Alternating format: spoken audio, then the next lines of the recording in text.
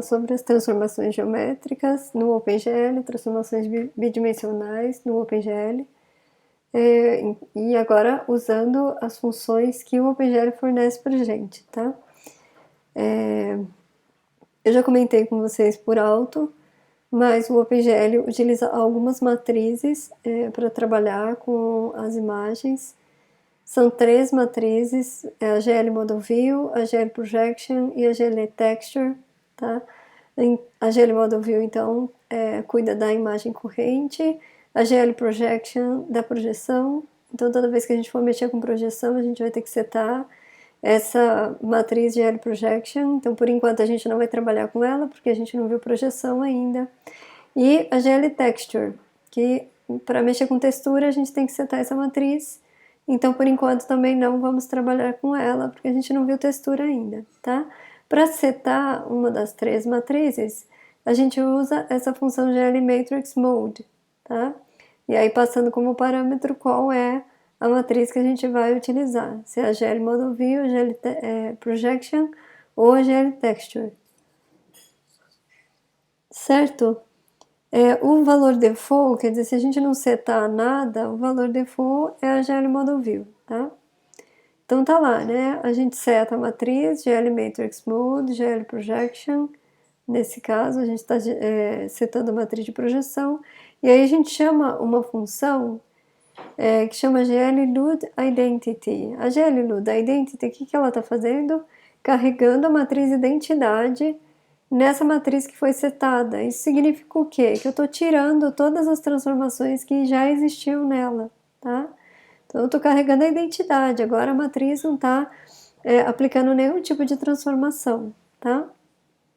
A mesma coisa para GL Model View, se a gente quiser setar a GL Model View, a gente faz GL Matrix Mode, GL Model View, e se eu quiser zerar todas as transformações que já existem nela, eu chamo a GL Load Identity, tá? As funções que o OpenGL fornece para fazer as transformações geométricas, as que a gente viu até agora, são para translação, a GL Translate F, que eu vou passar os offsets aqui.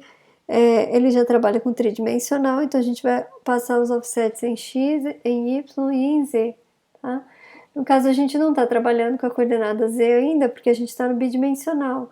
Então, no caso da translação, como aplicar a translação significa somar os offsets nas coordenadas correspondentes, a gente não quer fazer translação em Z, então a gente coloca 0 para o parâmetro TZ, tá? Então, translação, não vou fazer nenhuma translação em Z, a gente coloca 0, tá? Depois, para rotação, ele fornece a função GL Rotate F, que a gente passa como parâmetro um ângulo e um vetor que indica o eixo ao redor do qual a gente vai aplicar a translação, tá? Quando a gente estiver lá em tridimensional, vocês vão ver que não necessariamente a gente vai girar do jeito que eu mostrei para vocês no bidimensional, tá? Então, quando a gente está girando daquela forma, do bidimensional, o que a gente está girando em torno do eixo Z, tá? Então, o eixo Z é esse eixo que está saindo da tela. Então, a gente está girando em torno do eixo Z, tá? Então, no nosso caso bidimensional, os parâmetros que a gente vai passar aqui vai ser 0, 0, 1, que é um vetor correspondente ao eixo Z, tá? Eu poderia também fazer rotação em torno do eixo X, então eu passaria 1, 0, 0, tá? Ou em torno do eixo Y, então eu passaria 0, 1, 0, tá? Seria o vetor correspondente ao eixo Y. No nosso caso bidimensional, a gente só vai rotacionar em torno do eixo Z, tá? Então esses 3 parâmetros serão 0, 0, 1, tá bom? E esse eixo, sempre passando esse vetor aqui, ele sai da origem, né? Então é rotacionar em torno da origem, né? Em torno do eixo Z que está na origem, tá?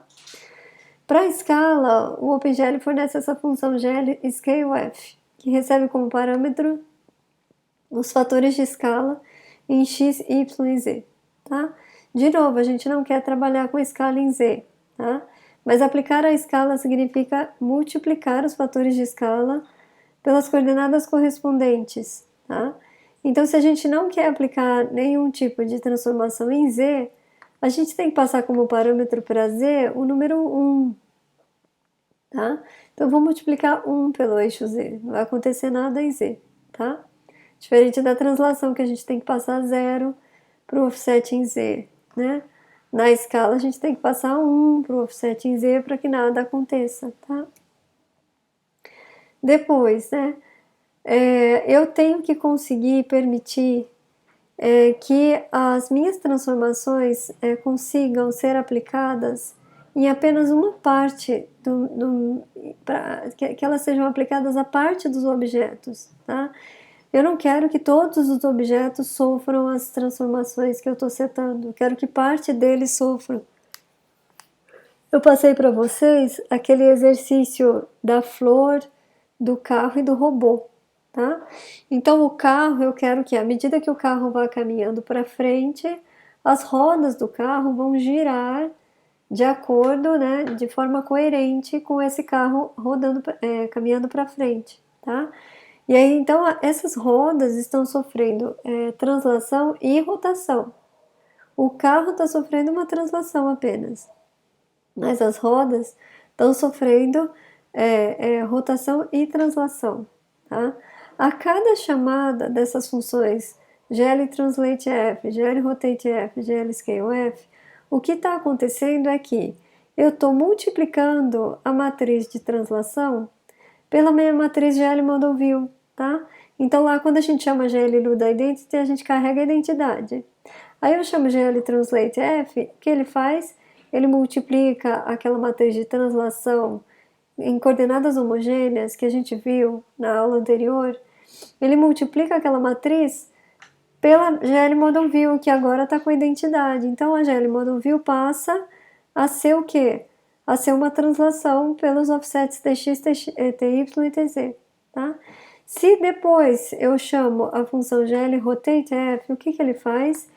As transformações são acumuladas na GL Model View. Então, aquela translação que já existia lá, eu estou aplicando uma rotação. Então, na verdade, os objetos estão sofrendo uma translação e logo depois uma rotação, tá?